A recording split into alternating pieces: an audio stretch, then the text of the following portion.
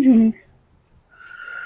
Oh, we had a little bit of an incident last night. Well, quite a serious incident. Genie jumped over the balcony. This is the balcony on the second story where she lives with Twilight. Here's Twilight. I don't know if you can see Twilight. That's Twilight. So she jumped over the balcony.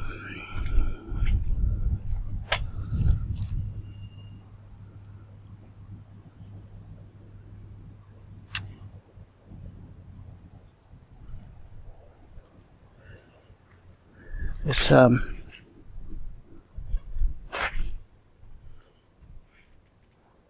right where the box monster's looking, that's where she jumped off of. They live here with the hummingbirds. And the wasp. And the garden spider, who's probably in here. So, yeah, this was a very serious matter. I don't know how a big cat like that, I never expected this to happen. She jumped right down there. At 10 o'clock, right before I was going to bed, I checked on her and her sister, Twilight.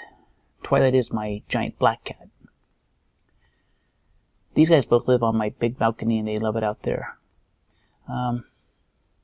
They can't hide, they can't be inside with me because I'm allergic to them. But they really love it out here. They're both formerly death row cats. Out here it's like they're part of nature with their hummingbird friends, along with their wasp, spider, and butterfly friends, and other cats that they see that Genie isn't too friendly with, by the way. So at 10 o'clock last night, I couldn't find her on the balcony. Believe it or not, these cats can sometimes be difficult to find even on this balcony because they can fit into such tight places.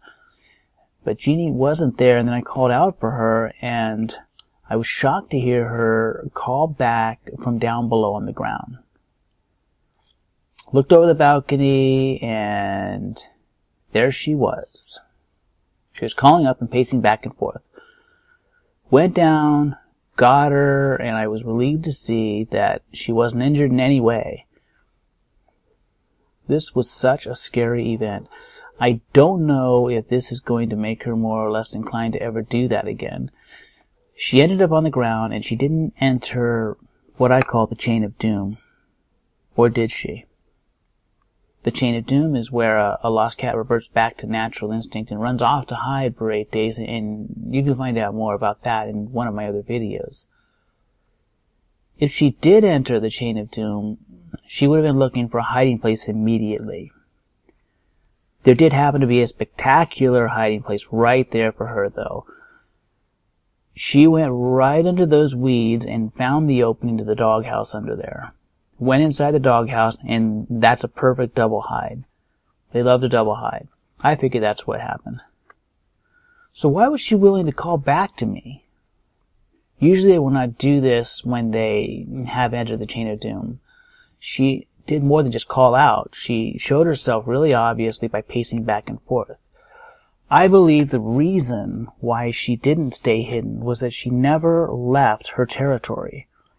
That area with the doghouse is constantly under her surveillance, and she is constantly telling certain cats that they do not belong. So, why did Genie jump off the balcony? Anybody that knows the situation around here would probably guess correctly. Daphne.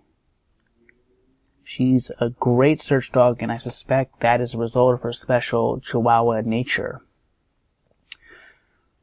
Daphne feels compelled to attack anything that makes engine noises, including motorcycles, trash trucks, lawnmowers, garbage disposals, and vacuum cleaners.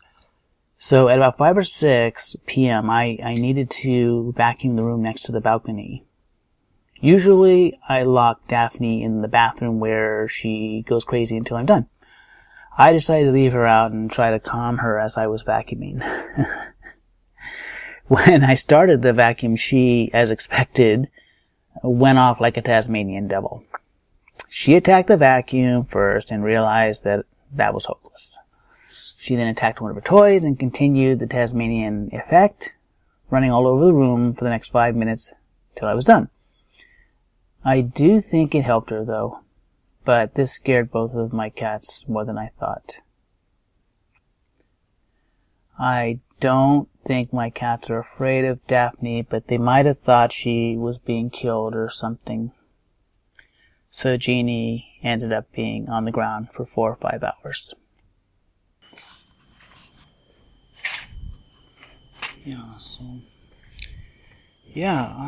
So she came off of this balcony right there, right off that rail. That's how it had to have happened. And she came down all the way, that big cat, and you can see this is where she landed, right here. And she must have grabbed here and then pulled herself to there and slid down the windshield right here. And she's sliding like crazy. She's not expecting to go that fast, I guess. And then she's panicked. You know, that's what she's doing. She's panicked. That's bad. And right off to there. Didn't touch the bumper on the way down. Just went right to there. And then she must have just ran back here, I presume, because that's where we found her, back there. That's where she was, so maybe she went into the car and went back there.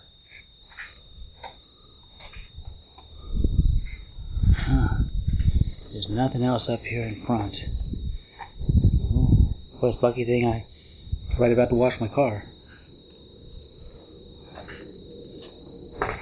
This is where she was. She was looking back up at her.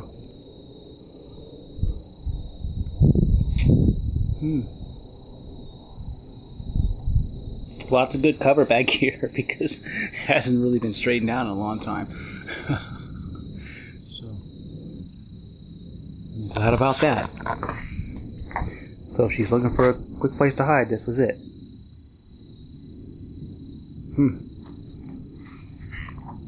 I just shudder to think about what would have happened if I didn't realize she wasn't on the balcony when I did. I occasionally put a trail camera down here in the doghouse area, and late at night it's pretty active with varmints and other cats.